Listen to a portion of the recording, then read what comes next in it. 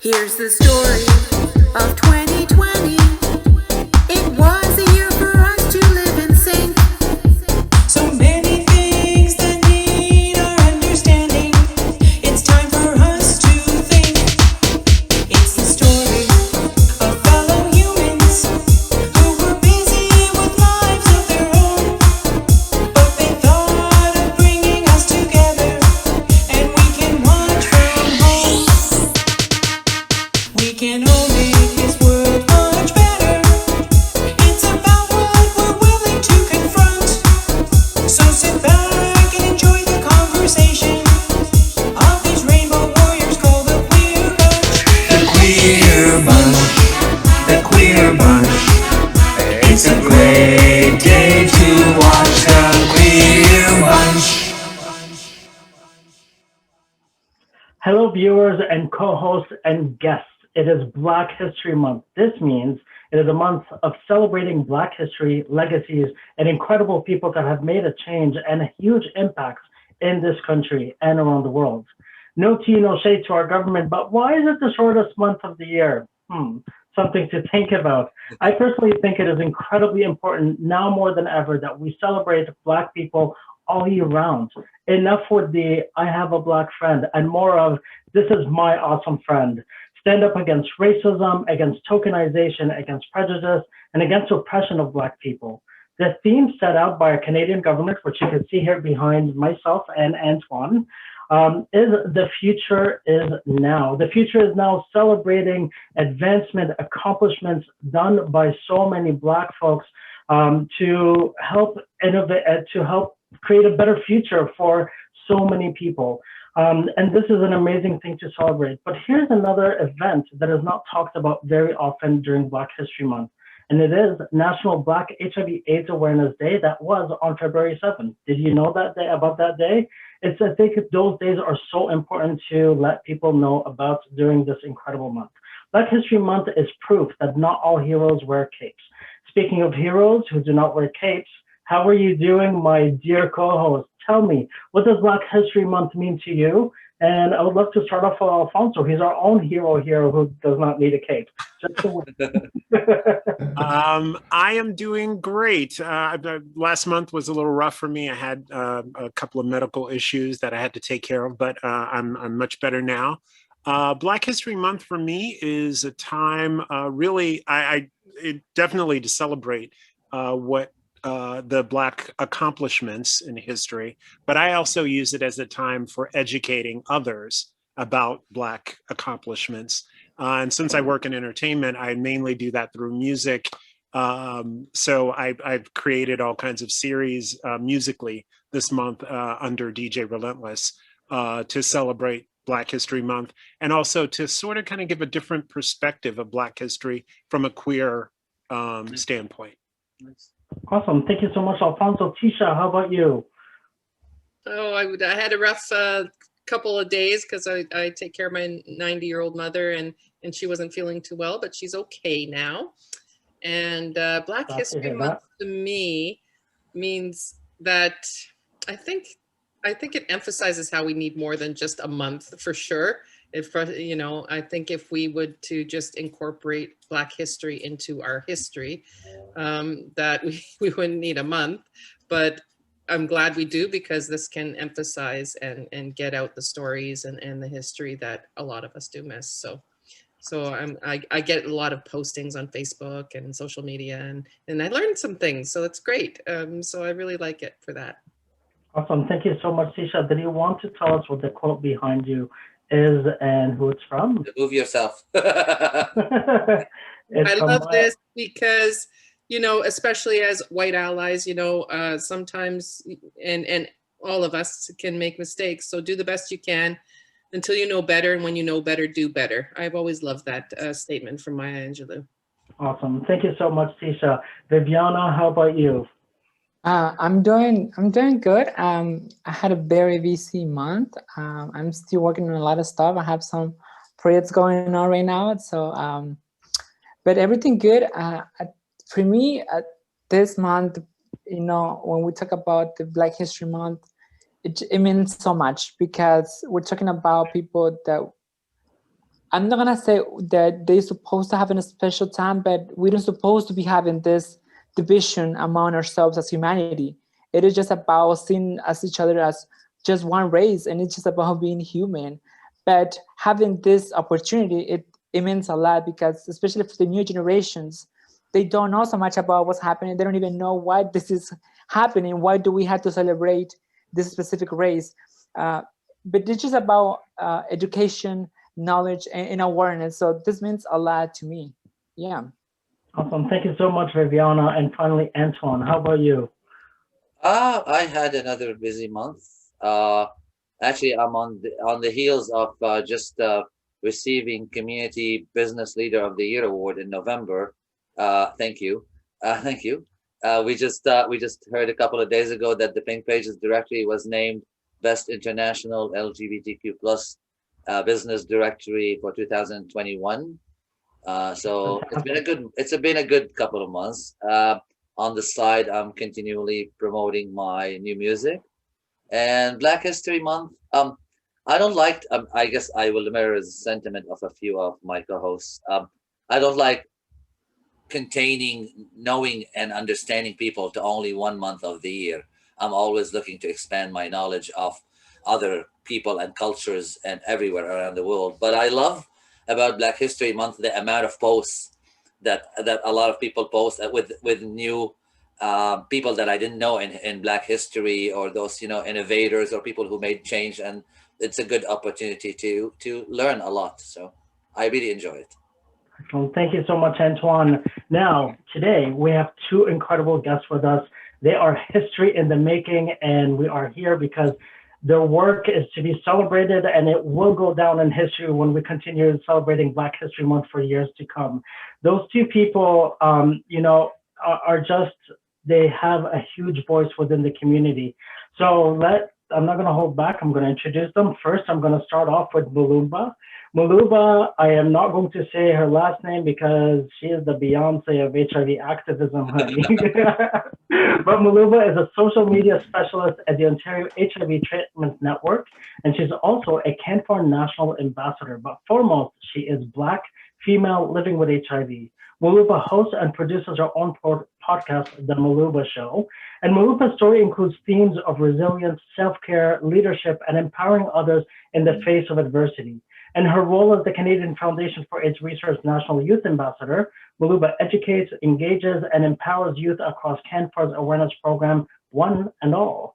Muluba, how are you doing, and what does Black History Month mean to you? I'm great. Thank you for having me. I really appreciate it. It's great to see you all. Black History Month to me, this Black History Month particularly has been different. I think every year is different for me. And this one is interesting because if you remember last June when a lot of uprising was happening, I think the end of June, we had something called Black Tuesday, and a lot of organizations and people were posting a black square on their Instagram pages and just thought that solved racism. And so it's really interesting now, Black History Month, to look back on those few months and be like, what are the changes that actually happened? Or do people just post a black square and then go about their lives? What did we do to tackle racism back when, it was a riot and now we're in Black History Month? So that's really just reminded me of that past, and I've really been trying to hold people accountable. Awesome. Thank you so much, Muluba. And again, we are very happy to better have than you. Beyonce, by the way. Yeah. You're more gorgeous than Beyonce. Oh, thank you. Queen Bee is going to close us down. New Queen M. Our next guest is another incredible legacy, Gareth Henry. Gareth is the Executive Director of the Black Coalition for AIDS Prevention and Senior Program Officer at Rainbow Railroad. Gareth has played leadership roles in the not-for-profit and HIV sectors for almost 20 years. He has held roles at Jamaica Forum for Lesbians, All Sexuals and Gays, also known as JFLAG, the 519 Church Street Community Center, and most recently the Toronto People with AIDS Foundation, PWA. Gareth has also served as board chair at Africans in Partnership Against AIDS, also known as APA, for more than 6 years. He also holds a Master of Arts, Communication for Social and Behavior Change, and a bachelor's degree in social work. Gareth, we are very happy to have you here with us today. How are you doing? And tell us, what does Black History Month mean to you? I'm doing good, and thanks for having me on the show. And yeah, I know the good thing is that I'm not experiencing the cold weather you guys are experiencing. I'm somewhere in the tropics, so enjoying sun and the warmth. So that is good. So that add to my vibration and add to my own reflection around Black History Month and giving me some time to connect with a bit of my roots.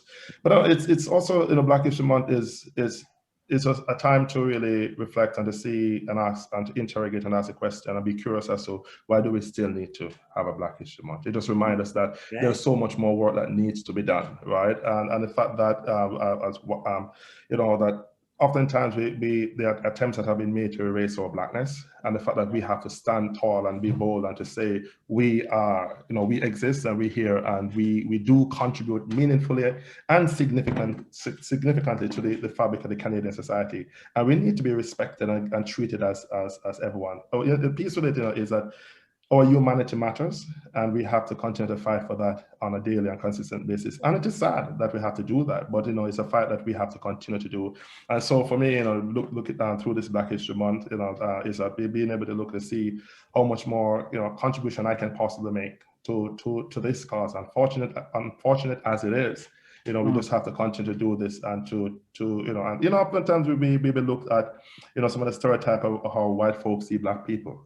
Is that they tend to see us as people who are aggressors, and when we go into the street to demand what we want and to demand the fact that we need to be treated fairly, we need to be treated with respect, then we say, oh, there they go, they're aggressive, they're angry. But part of it is that we have to shout loud, we have to talk loud, we have to be strong, we have to be firm. And it's not about aggression, it's about our dignity as Black people. We are proud to be Black, and we want you to understand that there's nothing to be ashamed of to be Black, and we will not be silenced, because white people are not being silenced because of the color of their skin. They talk loud, and so we have that equal voice to speak strongly and boldly about our Blackness and to celebrate our Black excellence in all its forms. Wow, thank you so much, Gareth, for this incredible insight.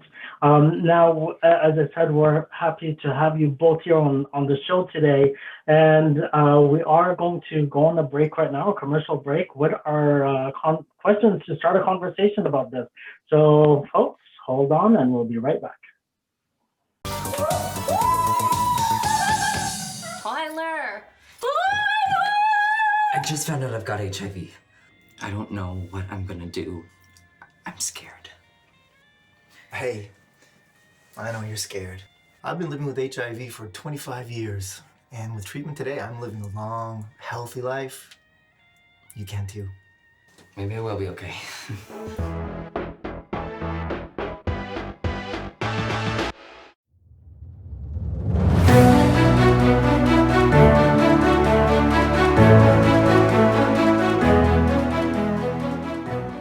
Welcome back, folks. Guests, heroes, leaders, are you guys ready for the conversation I'd like to call the questioning? Antoine, can you do me a favor when you edit this, make the questioning with the echo like when RuPaul does with All Your Life? No? Too dramatic? That's happening. you can right. Editor if you want. I don't know, I tried. Anyway, so let's start off with our questions to have this amazing conversation today about Black History Month. Viviana, let's start with you. Yeah, thank you, Kero. I think Gareth just led the conversation right into what we're supposed to be talking about today here for our viewers to get and have a little more understanding about why this is important. So my question here is for both of you, and my question is this one. Racism is often interpreted as one individual acting with prejudice to another individual and by the bias of race. But history teaches that racism is not only individual, but also institutional. Racism is built in the foundation of many countries since the early days of colonization and slavery. Today, it operates in education, policy, in healthcare, housing, and even food policy. When defining racism, how do we people, here's the question is, why do people ignore institutional racism? And how can we or you challenge institutional racism today? Who wants to go first? Gareth, go ahead. A part of it, it's important. Part of it, is that we oftentimes not look on the systems around us and how oppressive they are and how oppressive they have become. I want to quickly always look on is I want to highlight is that as Black people, even our religion and our religious practices and beliefs are being looked down on, and that's and it's been pushed aside and not necessarily incorporated and integrated in fabric of society. We have been, religion, like even the religion, Catholicism, being an Anglican, being Baptist, this is what is more acceptable. Revivalism and Kumina and that kind of stuff that is a part of our culture, is what came from Africa as a part of our heritage. It's not, that institution has been broken down in predominantly all white cultures, right? And so that is even one part of it that we talk about in terms of our identity, and we try to contextualize that here now for Black History Month, that some of our culture, our rich heritage it's not been taught to in schools. And so our institutions, like the schools and the educational system, is rigged against us, right? Our children, parents have to do due diligence in making sure and that the children understand their Blackness, understand their history, understand their heritage. And it is difficult, again, because many Black mothers or fathers cannot do that homeschooling, cannot come home after work to provide that information to their children, because again, the system is rigged against us. The jobs that we get, is minimal salaries. We're not being paid equally in terms of the jobs that would happen within the white folks context. Or immigration status oftentimes affect us as immigrants to this country. I ain't gonna get that one of it's different for me because of the job that I now do. But for the most part, for a lot of folks who are newcomers to this country or parents who are coming here, they're gonna have to go do the jobs at the bakery or at the factory store, which is what. In the evenings, 3 to 11 at night. What time do they get to be able to come home and to talk to their children about the gaps that exist in the educational system and provide that kind of a context? So it is rigged against us. Again, our access to important piece, our access to resources, and as someone who is living with HIV, or access to meds, and even for those who don't, or access to PrEP, right? There's so much things that happen. The conversations that happen, they are not reflective of Black cultures. They're not reflective of our identities. It's always geared towards white and people who are of privilege, and it is that, and that's a part of it. And so it's in every sector that we could look on in terms of institutionalized racism.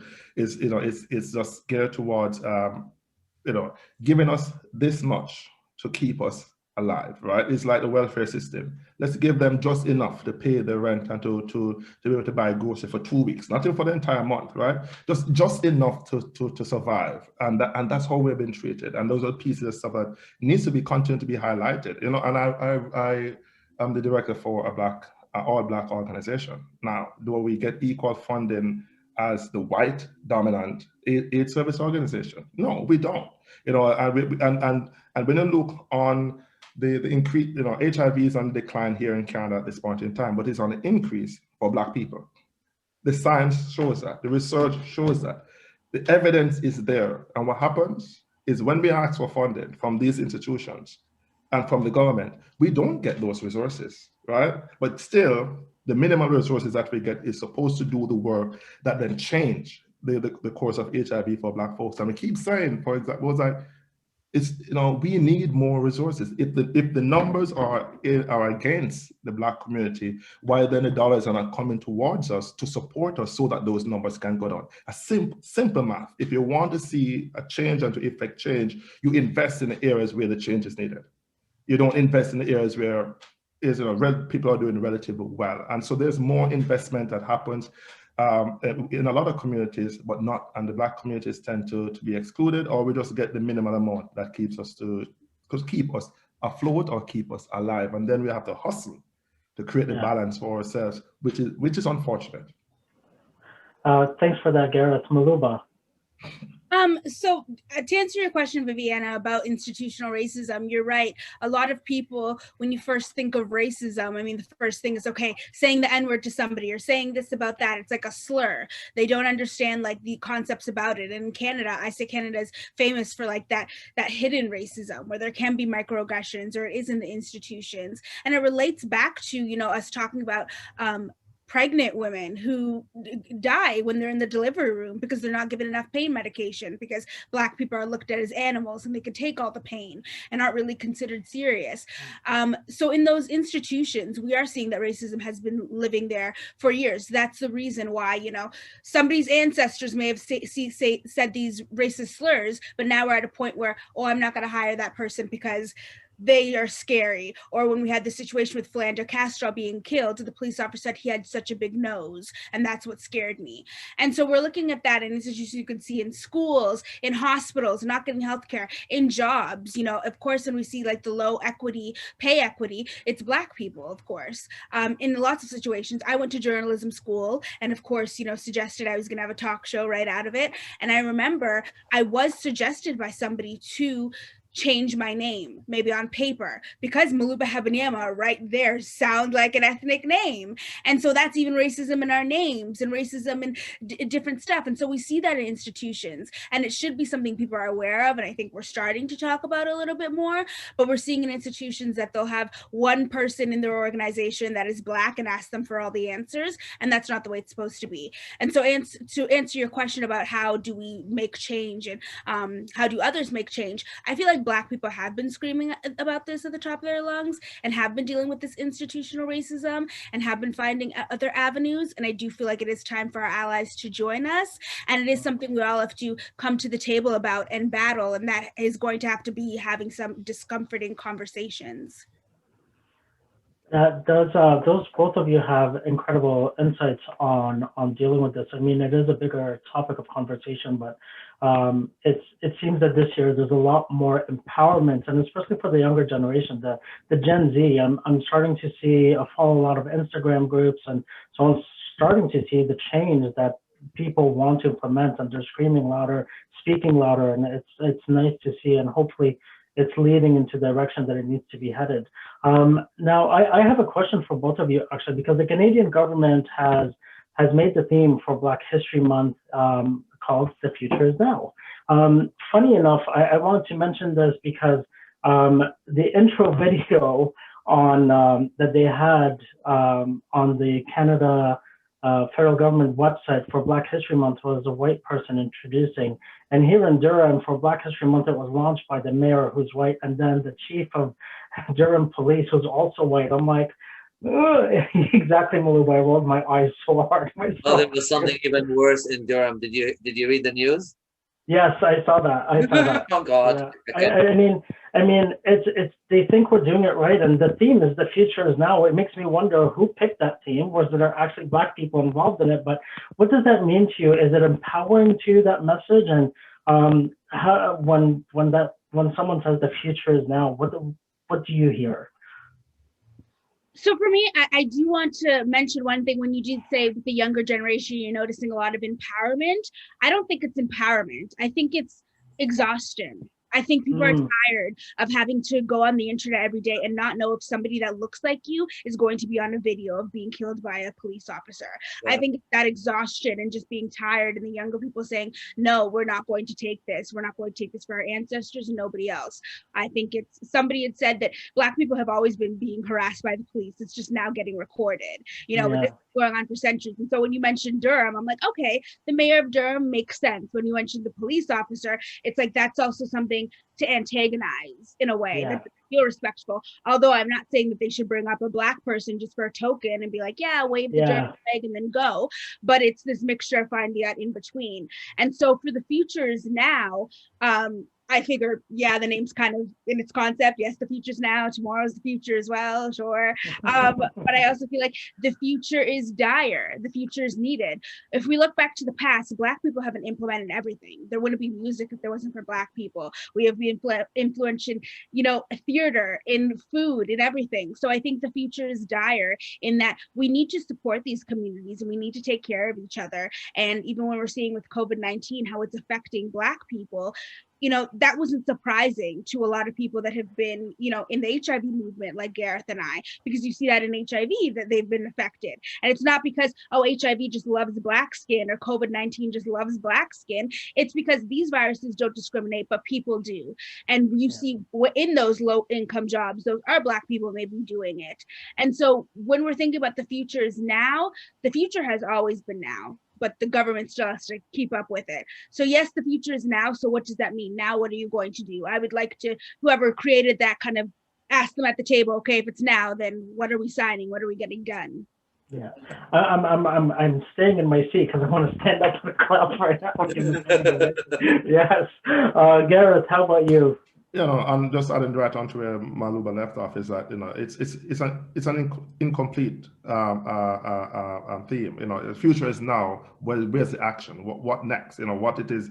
Would have loved to see something which is definite. The future is now. Racism ends in Canada, right? And this is what the government's commitment is to supporting Black communities who are struggling and who continue. And as you talk about COVID-19, you know, it's like every possible element or situation would come up on the face of this earth or impact Canadians. Black people are going to be at the forefront of anything that all those kind of viruses, you know, continue to be disproportionately affected and impacted. Because again, it is a piece that we have less investment happens in Black people, and we do so much and give so much to this country. Right, and it is unfortunate. It is sad, you know. It's so to talk about the future is now. We know that we are not just a past. We know we are the future. We know that much. We know that Canada cannot be Canada as it is today without Black people. So we don't need white Canadians to tell us that. We know that piece. We know we know the value and the quality that we add to the fabric of this society in making this country a great country. But one piece that we're saying to our government and our institution is that greatness also include my Blackness, right? I'm a Black guy, you know. I'm not going to take. There's no mask to be taken off. This is me. This is who I am as a person. And that future we talk about in Canada includes all of us as Black people being treated equally, fairly. Our humanity is equated and valued the same way as we do that of white individuals in this space. You know, it's too, you know, it's when I came to this country in 13 years ago, is my first time I really paused. I dealt with homophobia where I was coming from, but when I came in, it was that the racism that I experienced was just as equal and painful as the violence that I experienced home for being a Black. So I run away from homophobic violence and entered into a land or a space where now my Blackness is being challenged. And now we've been talking, and it's, you know, it's what are the consultations and who are the people who have been engaged with to compete with a theme like that? It was we were the Black voices, right? You know, and we get it. You know, this is from the level of a government, but again, lead by example is a piece that you can't speak for us. Too often you were able to consistently tell us these are the programs that Black people need. It was like, no, we can tell you because we have the lived experience. We are the ones who know what will work for our community. We tell you how to talk, or we want our community to be described and to talk about. So to say the future is now for Black people right now, it was like you're taking away our power. You're taking away our power using your privilege to define for us our future and our destiny without even telling us what is your commitment as an ally as to what is going to change, right? And so the work comes back to us again. So we go, you know, we end up in the streets again and talking and screaming at top of our lungs to say injustice, right? When you have an opportunity as a political leader and as a government to be more forceful in what you say and to make sure that whatever decision, you know, what a theme as such comes more loaded. It's a package that tells us what your commitment is and what is it you're willing to do. So it's just a cliche. The future is now. Now is the future, whatever it is. It was like, what's the meaning? Because we have not seen any meaningful actions. We have not seen any commitment. And with all that is happening right now, with COVID, with HIV, and all that is happening around us in the world, in terms of anti-Black racism and all kind of stuff, this was a unique opportunity for Justin and his government to be more say, to not to say, because it's been years of talking about Black History Month. Yeah. It come and say something, oh, the Black History Month. No, it's to be able to demonstrate leadership by doing something. We talked about a while ago, COVID-19 disproportionately affect Black people because we're at the front line of all these jobs, right? Yeah. We're serving our people. We're in service to our community. And at the same time we do that, we put our lives on the line and in jeopardy. And so those are because guess what happened? Those are jobs that we can get. Those are jobs that people will get in because we can't get those jobs that afford a lot of folks to work remote and work from home and don't need to have the contact with people. And guess what? For us, a job we do and give to our jobs what the value that needs to be given, but at the same breath, then we need to. We're not looking for a reward. What we're looking for is recognition that the injustices that we have experienced as Black people needs to end, and the Canadian government have a role, and a significant role and responsibility to play in that regard. Yeah, excellent. May I comment, Kero? Sorry? May I comment?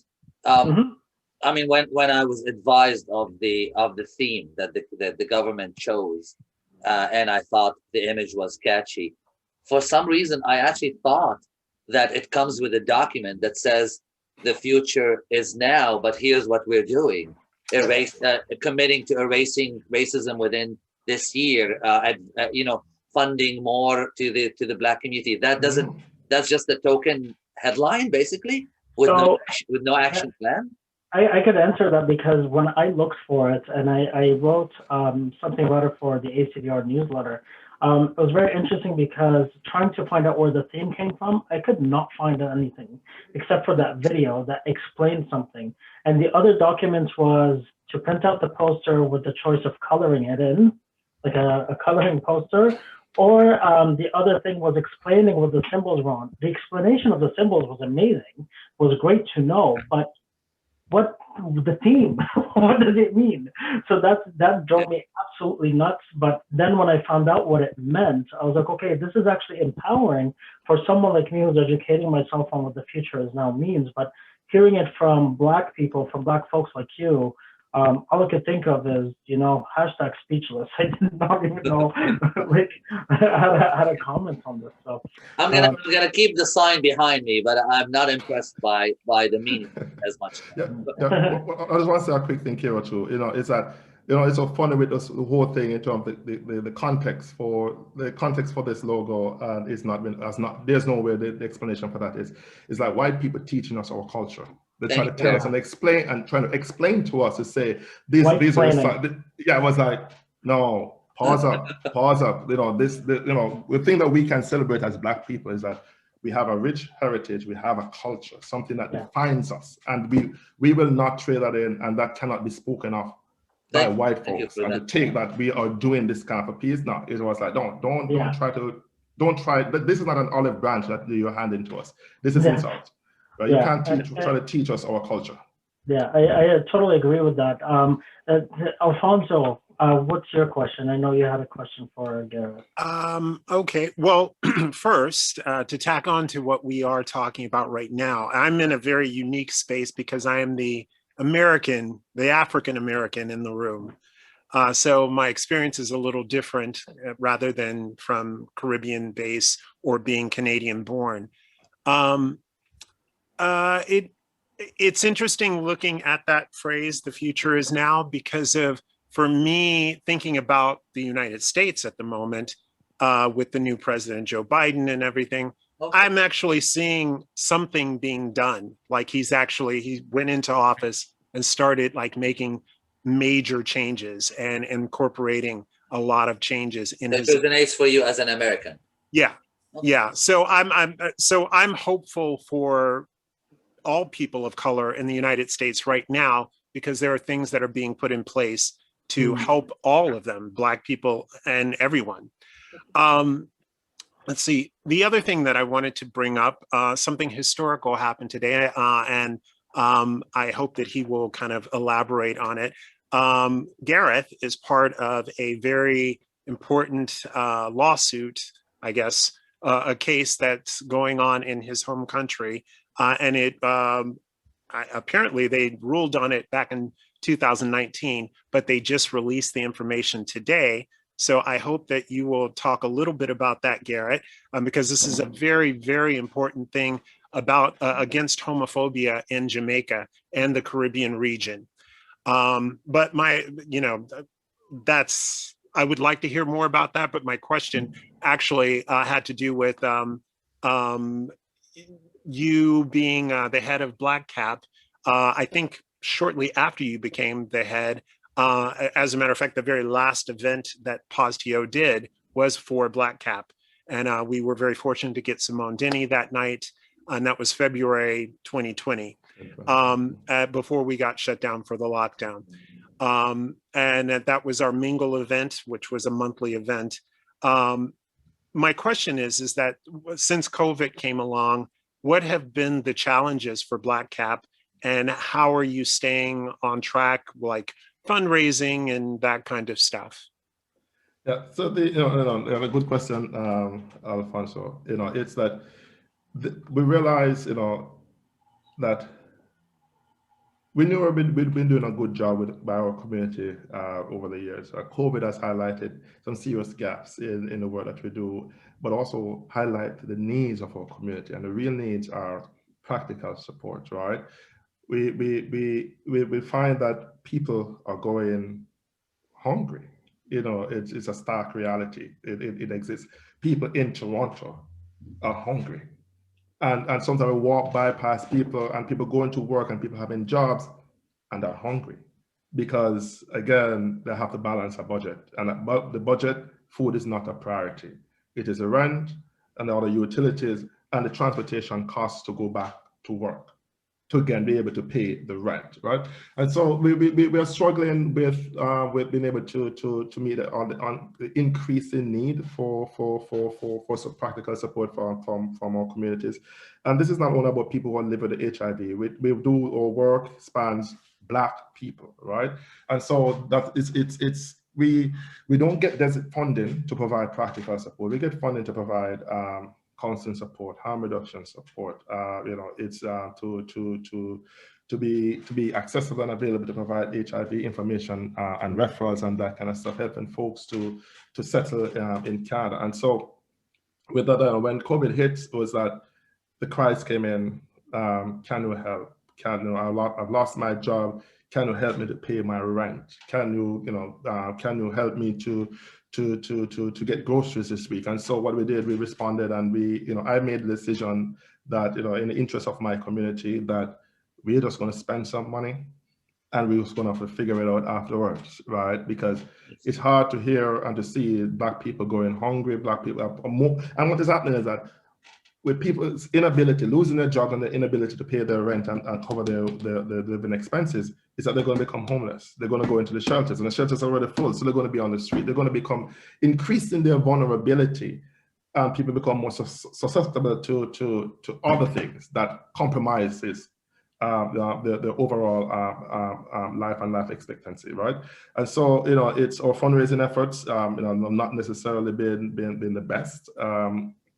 It's that we struggle. We have struggled over the years, right, in terms of fundraising. And so, so for the most part, what we're doing is basically like on the goodwill of some community members who will donate to us. And we do get a couple of grants here and there to offset some expenses for food delivery that we do on a regular and consistent basis, or for assisting family people with gift cards so they can buy other necessities that is not food related, but it's a necessity. So, people don't only need food, and there's this drive around food and food security and getting food to people. Is like, but what are the other things that people do need? Are we taking into account the pieces about the needs for mothers with young children, and the list goes on and on and on and on. So we continue to grapple with that, and now it's with that list. COVID with no necessarily no immediate end in sight right now, is that the needs continue to be great.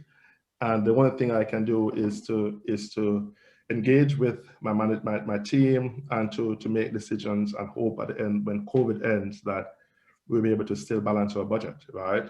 And that's also our reality. It's a gamble that we take. There needs to be much more investment and commitment to Black-led organizations to support those organizations to do the work. It's evident there's a need, and it's evident that we're doing the work, but we do not have the funding to complement and to meet the needs that right now for communities. We look on young people, we look at the youth, right? We try to do some work with youth, and their needs are not necessarily food. No, there are other needs that they have that needs to be met, that needs to be addressed, expand across. We have very limited resources in terms of our mental health capacity to provide mental health support to young people, and so it's so that there's those gaps, and we have people resorting to substance because then that's a mean to cope and to deal with. Where people, we just need to be able to respond to those emerging and immediate needs for community. We are unable to do so because we don't have the capacity and we don't have the resources to do that. And when COVID ends, we're gonna have hundreds, and right now we have it. People don't have nowhere to go to access mental health support, right? We can't tell people, Black folks to go to CAMH or go to these places. We need Black mental health workers to provide that support, because we understand we have to create that context in which we're going to be working. The same for Black LGBT queer folks. It was like, we need those kind of a support to be able to provide those kind of responses to our community. So our community is in very dire need right now, and people are hurting. I had a meeting the other day with about 22 young people, and I was saying, Gareth, we need help. We need help. We need mental health support. We need some practical support. We need support in terms of our rent and that kind of stuff, because this, people were able to have their jobs because, and now that those opportunities are minimal, people are suffering. And it's just the real situation that COVID is going to decimate our Black community. And if on all levels of government, if the response is not different and is swift, and if the response are not responses that are going to be geared towards Black people, then we would have lost again another opportunity. And and it'll set us back. Yeah. Thank you so much for that, Gareth. Did you want to comment on the first part? I was wondering what's happening in the Caribbean. Okay, so are you allowed to, first of all? Oh yes, it is now public knowledge, public information. So I filed a petition at the Inter-American Council on Human Rights, and this was a petition that was launched and was found admissible in 2012. So it's been quite a while in the making. And so it's a petition that was seeking to challenge the Jamaican government on the treatment of LGBTQ folks in Jamaica. And this was a joint petition between myself and a young lady by the name of Simone Edwards. Simone was shot multiple times in front of her home and family and left to die, right? And so we filed that petition years ago, and we continue at it. The Jamaican government continued to be the Jamaican government, homophobic, and they keep saying, they don't know what Gareth and Simone is talking about. It was like, this don't happen in Jamaica. So years and years of prolonged back and forth into legal responses, and the Jamaican government, the lawyers, rebutting and refuting Simone and I's petition, that kind of stuff. And so eventually, quite a few recommendations have been made, and one of the most significant one was the fact that they did find that the Jamaican government did not protect Simone and I, which is great, and that made me happy to be able to have that on coming from an international body to say that you were done wrong, Gareth and Simone, and that made us feel very good and happy. But also that the Jamaican government need to repeal the sodomy laws that criminalize same-sex between consenting males, right? And so it means that there's work to be done, a whole lot more work to be done, because they ain't going to take this lightly. The Jamaican government, again, I said, how I always categorize it is state-sanctioned homophobia, because the experience that I've had over the years that led me to leave Jamaica, to fled my home, and to now relocate in Canada, and to file that petition, was that on multiple occasions I've been beaten by the police. Right? On the last occasion, I was beaten by the police in front of over 300 people. And then they denied that they did it, even though I had the medical reports to show, I had the bruises to show. They said a police officer would not have done that to you, Mr. Henry. And I left this, after leaving the hospital, I was scooped up off the floor by some good Samaritan, got to the hospital, got medical attention, then that's what they said.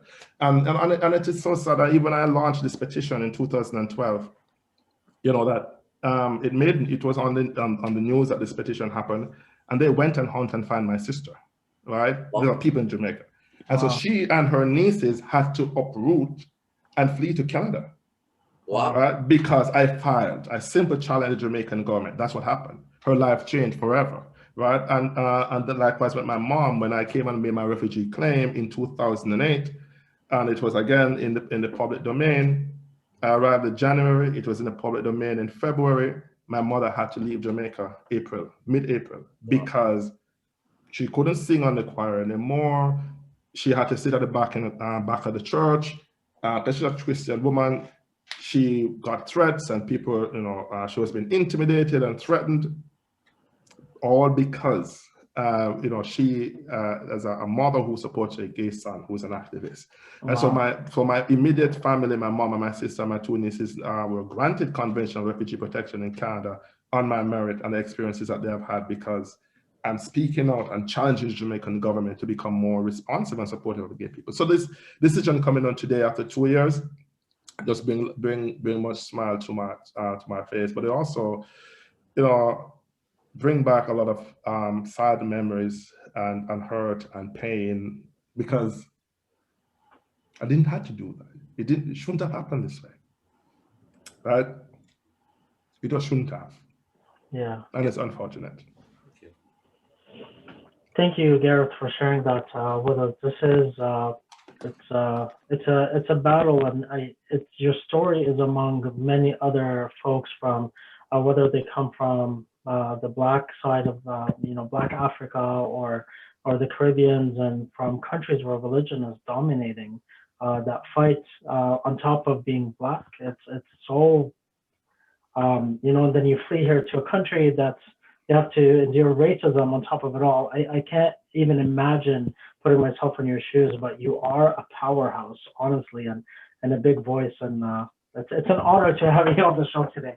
So I'm glad that our organization PinkPlayMags has recognized Gareth and Muluba for the work that they're doing. So they are recipients and honorees of the PinkPlayMags Awards. So yeah, that's it. Which is amazing. Deserved. So let's move on with our questions because we are running out of time. Like the conversations today are just very uplifting. So Ticha, you're next. Okay, well, this question is for both of you, but I'd like to start with Muluba, because it's something you said kind of lends well to this question when you said the future is dire. There are so many great stories and experiences and voices that have been of great value to learning and action and activism. What stories and Black queer voices from the past do we bring forward to help us imagine where we are going or what is possible? Oh, wow. That's a good question. Good loaded question. Yes, for sure. I don't know if I give the great recommendations, but I think just reading stories in general of what Black people went through. I think Toni Morrison was a great writer. James Baldwin. I think just even going back, even just some of like our ancestors and old people that we know. Alphonso, I noticed like a lot of people think because of my accent that I'm Canadian born, but I actually wasn't. My parents are originally from Zambia, which is in Africa, and I was quickly born in England, and then my mother fled her abusive marriage and brought me to Canada, and that's where we found out that I was living with HIV at 2 years old. And so I'm an immigrant in Canada who just found out I'm living with HIV.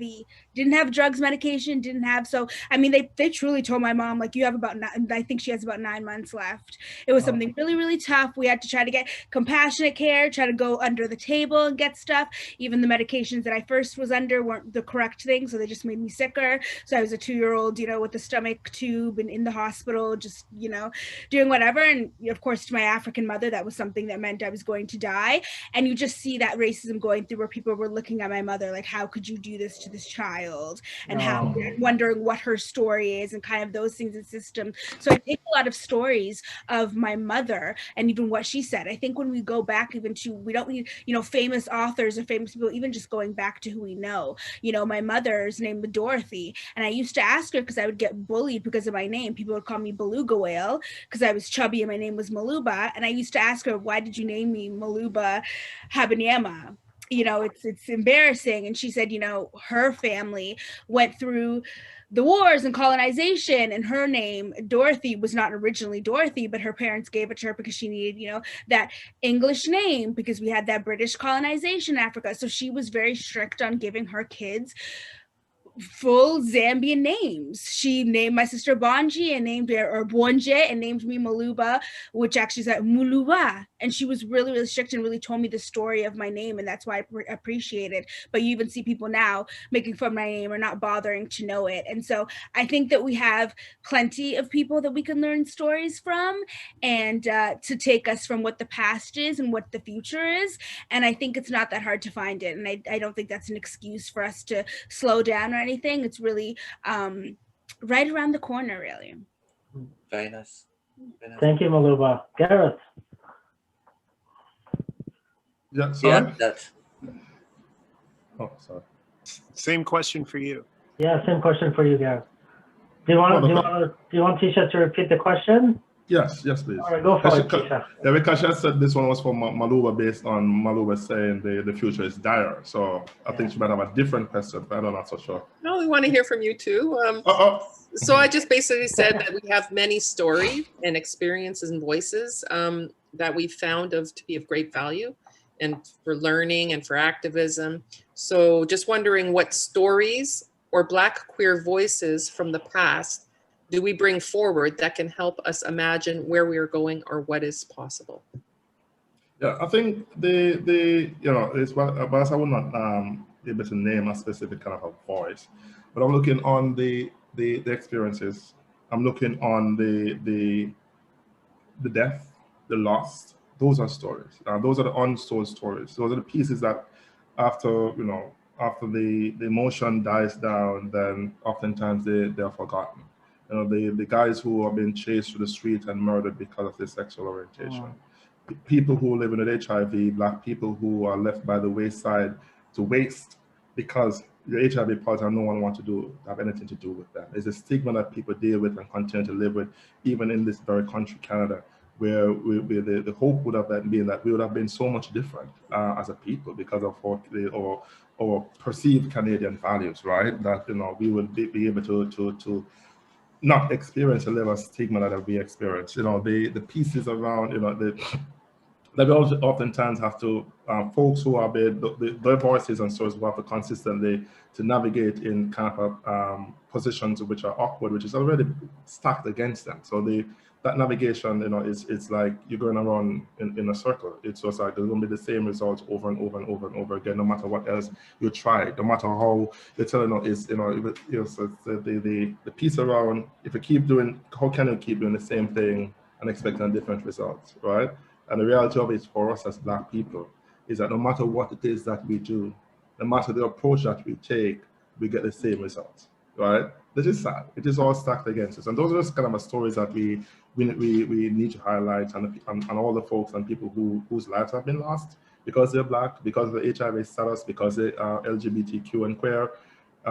Those are the voices and the stories that you know, need to come forward and continue to be at the forefront of our work, and to consistently acknowledge their contribution. Their lives were taken, and that, you know, that is the fact that we should then feel that, you know, is that we are not more privileged. You know, we are all vulnerable.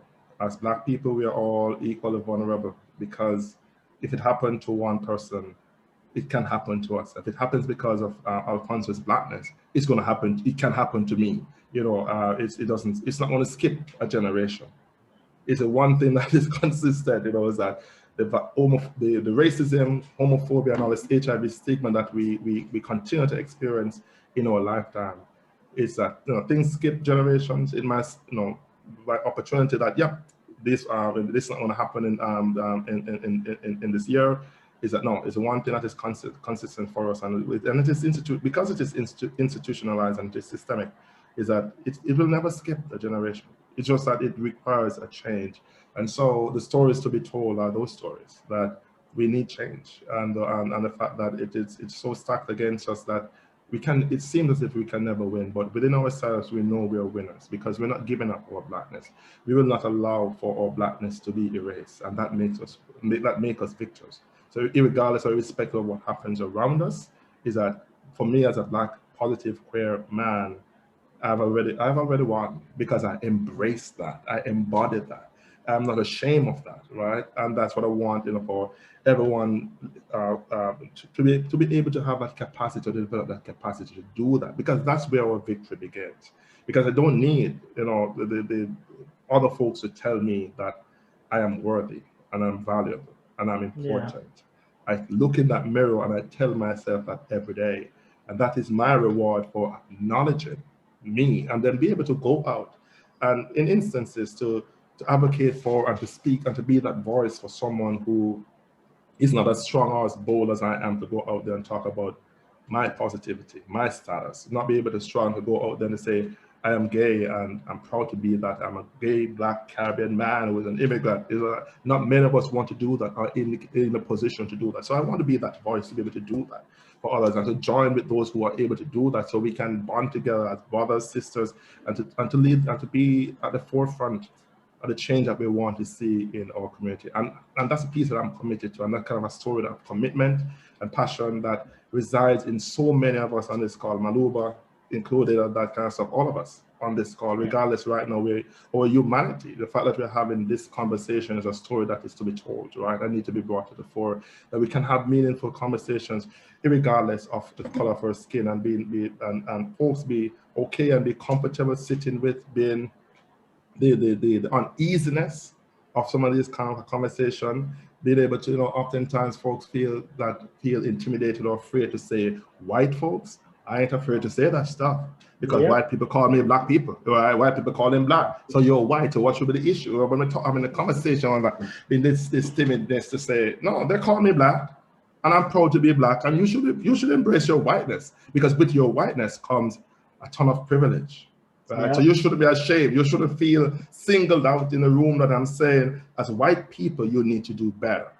Come on, own that kind of stuff, because that is your reality. That's your story. And even though you might not want it, it is what our experience of white cultures in this country. So yeah, those are the stories that need to be told, and the fact that we're on this call with the diversity on the screen speaks volume, right? And this is where we should be, and how we should engage and seek to air pieces of our vulnerability, and to be true and honest to ourselves, that we can do that and be that to each other. Yeah. So in other words, viewers, when their biographies, Gareth and Muluba's biographies come out, read their stories. Well, honestly and truly, I would say that the voices, to answer Ticha's question, the voices that have to be heard are voices like Muluba's and Gareth's, because they're telling the story right now. They're actually in the middle of that story, and they're sharing it. And that's probably the most important thing that they can do, only because of our young people. They need the guidance. They need someone to start talking about our past and about where we're going and what we're doing. If we don't give that mentorship, they're going to continue to wander aimlessly and think that looking at YouTube is going to tell them how to live their lives. It's not. We have to start embracing our people and actually talking to each other. White, Black, Arabic, Egyptian, everybody needs to start talking to each other so we can figure out how we can navigate the future. So the future. That's actually a good segue into my question, right? Okay. Yeah, go for it. Yes. While I'm thinking of the question I'm going to ask, though, I'm wondering if it's something we can address from North America, if it's something that has to be addressed in the Middle East. But here's what I want to say. Myself, I'm Lebanese, and Kero would confirm as an Egyptian that within the Middle East, there's a lot of Black Arabs. Even with my own lineage of family, because we come, thousands of years ago from Africa, there is cousins or, faraway cousins who are Black. I was born in Kuwait, which is predominantly a Bedouin country. And as a Bedouin country, it's a lot of immigration from Africa and from the desert. So there's all shades of skin color. Within the same country, you find the darkest skin and the lightest skin. The only thing, though, is within that, though, there's a lot of Black Arabs who live in shame of their color, because we live in a predominantly white, celebrated world and society. So there's a lot of people who feel also torn between, even when they're filling forms, where are they in the spectrum of race, kind of thing. How do we include those Black Arabs into the celebration, I guess? That's a great point. I have actually heard that quite a lot. I've heard that from, Black Latinas not feeling welcome, Black Arabs not feeling welcome, that there is that difference of, what compares to skin color. And I think it is, in order to pull them in and make them feel welcome or make them celebrate, I think is to first make them feel respected and make them feel okay. I think, I can't speak from that experience purposely, but I am from Zambia, which, still in Africa, you will find that Nivea is doing like promotion for lightening your skin. Yeah. They don't do it in North America because we would call it out. But if you look at Africa, they are still doing it. And so there was in Zambia, like the paper bag, like test and all that. My mom, got nicer privilege than some of her siblings because she was lighter than a paper bag and things like that. So I definitely know where you're coming from, but I think it's knowing the history of it and what that racism comes from in that culture and what that looks like, and really making sure that everybody knows they are not necessarily the same, but are from that same culture. And I think that's something that needs to be an uncomfortable discussion again about what are the histories of this and why do we consider some people an original and some people, a darker one or a non-original or an immigrant of it, and that will cause a lot of discomfort in conversations. And I've learned that in these cultures, sometimes there's cultural, leaders, people just want to go on the same track that kind of, it's hard to turn their head. But I think it's definitely up to the people that are speaking out, which would be you, of course, like just that bring this up. And that's the product of it, always bringing it up and being like, I'm noticing stuff in the room and not enough color, not enough color. It looks like we're all one race. Why is that? Fair enough. Yeah. Fantastic answer to that. Yeah. Gareth? I think it was adding to what Muluba is saying. I totally agree with that kind of piece. Is to be able to I always say is to speak our truth and to call things out, to name it for what it is and be unapologetic about it. For folks, again, I said not everyone is going to be able to have the strength or the drive to name things or to call them out, and people are going to feel that way. There are a lot of kids who because in sitting in classrooms, because then everybody else is fair skinned, so they feel inferior because they're darker skinned, kind of stuff. And it is difficult, right? And in those kind of cultures and spaces, not everyone is strongly able to do that. But there's a fact like we have to be able to tell people to talk about our stories, to share and to support folks in their vulnerable state in the best way possible that we can do. And I think it's just that we just have to keep talking about it. And I just wanted a quick piece and I'll share something that Alphonso said and an experience that I had recently, because I'm currently in Barbados, right?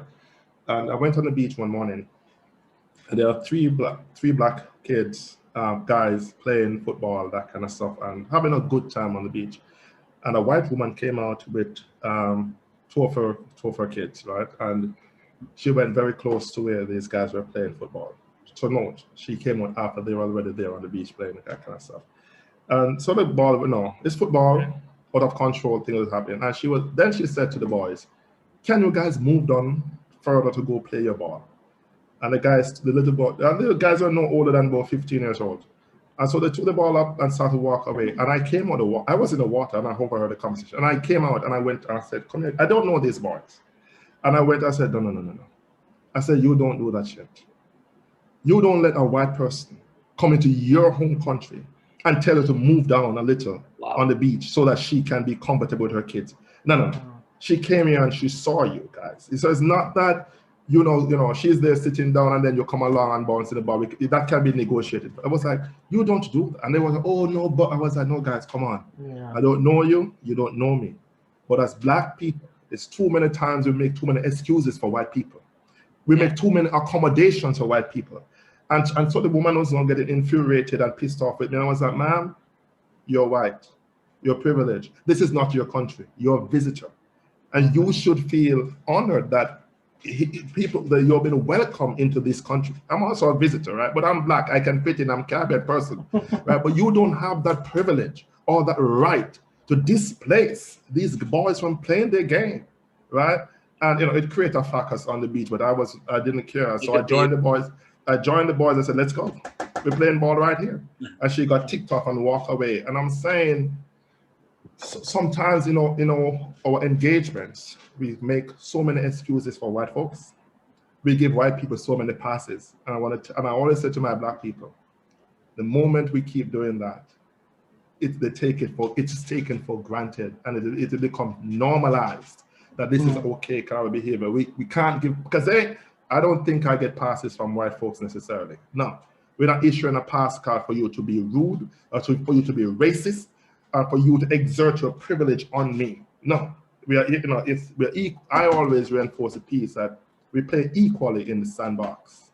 Yeah. I see you, you see me. That's it. It's not a matter of not seeing color, but in this moment, I'm letting you know, I'm bringing you up to my level that this is my humanity, and I'm a human being. I'm a person. I have the right. So if you don't understand that, I'm willing to lend you a hand to lift you up for you to understand where I'm at. Come to my level of consciousness and awareness. I will not stoop to that level at all. And that woman, she's still around here vacation, and she's so pissed off with me until today's date, and I don't care, because you don't do that. You don't leave America and come here and tell Black people how they can enjoy themselves on their own beach.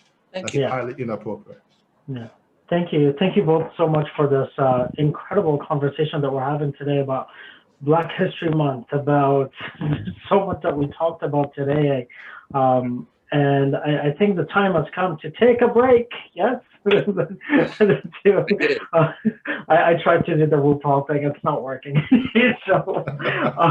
But okay, fun. So I'm going to stop with the theatrics here on my part. But we are going to be right back, folks, with closing remarks after this break.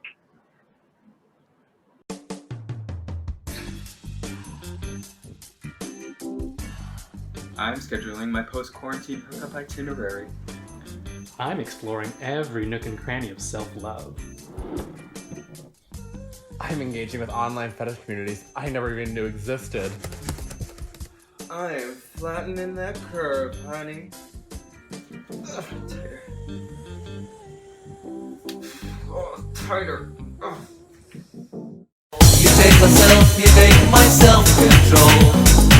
You got me living only for the night. Before the morning comes, the story's told. You take myself, you take my self-control. Another night, another day goes by. I never stop myself to wonder why. You're making me forget to play my role. You take myself, you take my self-control. I live among the creatures of the night.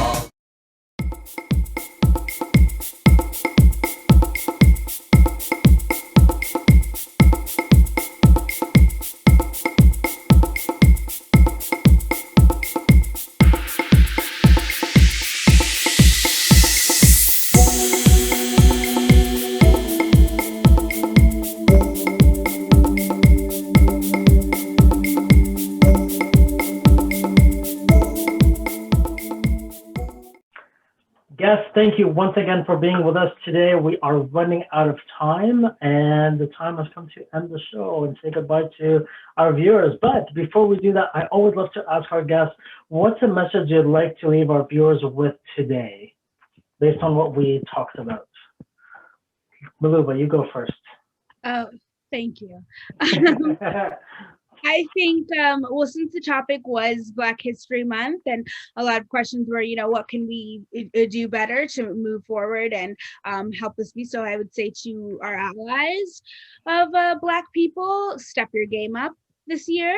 And I would say to Black people, just, I love your Blackness as much as I love mine. Nice. Awesome. Thank you, Muluba. Gareth, how about you? Yeah, and I would say, you know, it's, you know, we talk about in celebration Black History Month. We talk a lot about history and that kind of stuff. I want to say, you know, that we are not only the history. We know that piece. We are also the future, right? And we own that piece. And we will not allow our Blackness to be erased and be replaced. We're here to contribute to our country. We're here to contribute and to contribute in all the best ways possible that we can. We are celebrating our Black excellence, and we will not be ashamed of that. We will never be ashamed of being Black and the skin that we're born in. And we can celebrate that on a daily basis. Wonderful. Thank you so much, Gareth. My co-host, do you have a word before we say goodnight and goodbye? I think what I mentioned to you in one of the breaks, I think it's very important to remind queer community that we really have to pay attention the same way that we say, why do we still need Pride Day?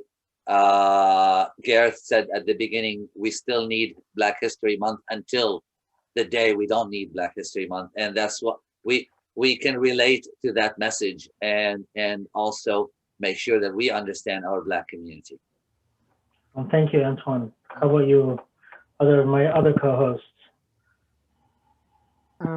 I guess to me, all I can say is we need to learn to respect and love each other just as who we are, just like that. Just respect each other and then just love each other. I mean, that's for free. You don't need to pay for that. That's something you can easily, if you don't know how to. Love is free. I love that.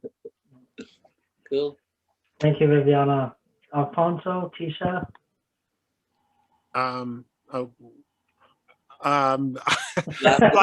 Black History Month for me, again, is about educating people. So, you know, sharing our stories and sharing our history, however you decide to do that, I think that that's important.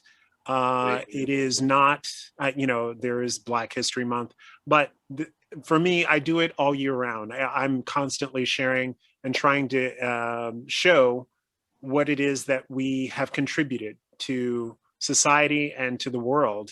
So, you know, that's just, it's an ongoing thing. And mainly trying to get younger people engaged in our Black history so they can understand why they are able to do what it is that they're doing today.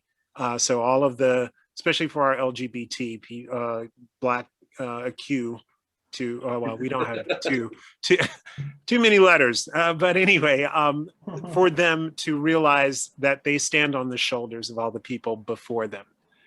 So that's what I take from Black History Month. Yeah. Thank you. Ticha, anything? I think this shows that building coalitions is really, really important, and to talk to like the other white folk out there that recognize your privilege and use your privilege to help advance the Black community and Black queer community and Latina community and Arabic and First Nations, but especially now we're talking about Black History Month. We can do our part, and it's time that we step up. From my part, I'm looking forward to the day where mothers don't have to explain to their Black children what to do when they see the police, or why they didn't get picked for a job over the other one, or why they need to work 50 times harder than a white person just to be treated like a human being. I'm looking forward to that day. And Black History Month is a reminder that there's so many voices out there fighting, and the message of resilience is so powerful. So on that note, I wanna say goodbye, good night to our viewers, and stay resilient. And you find our show on our Facebook page, on our YouTube page, The Queer Bunch, look us up. And yeah, leave comments also about what you thought about this episode. And to that, I say, have a good day. Love from our queer family. See you guys. Goodbye from me and Cowboy. Excellent.